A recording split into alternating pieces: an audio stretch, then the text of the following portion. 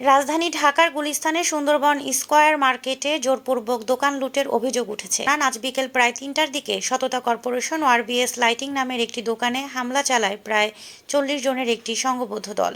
ডাকাত দল দোকানে ঢুকে কর্মচারীদের পিস্তলের মুখে জিম্মি করে বিপুল পরিমাণ লাইটিং পণ্য লুট করে নেয়। দোকান মালিক সাইদুল ইসলাম জানান, প্রায় ২,৯,৪৩,০০০ টাকা মূল্যের মালামাল ডাকাতি হয়েছে। ডাকাতরা একাধিক পিকআপ ভ্যানে করে মালামাল নিয়ে পালিয়ে যায়। খবর পেয়ে জরুরি সেবা নম্বরে ফোন করলে বাংলাদেশ পুলিশ ঘটনাস্থলে পৌঁছায়।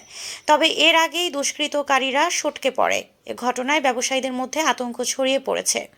পুলিশ জানিয়েছে, বিষয়টি তদন্ত করে জড়িতদের বিরুদ্ধে আইনগত ব্যবস্থা নেওয়া হবে। অবৈধভাবে দোকান দখল করে ওনার বাথরুম ভেঙে তারপর যারা ওনার দোকানে হামলা করছে তাদের কাউকে আপনি চিনেন না? তাদেরকে আমি দেখি না। আমি ব্যবসা নিয়ে ব্যস্ত ছিলাম। আমি পরে এসে জানলাম যে কি এখানে লুটপাট হয়েছে। আমি সেই নেওয়ার পরে আমি ওদের সাথে তর্ক বিতর্ক করার পরে এক সময় আমি দৌড় দিয়ে দোকান থেকে বাহির হই।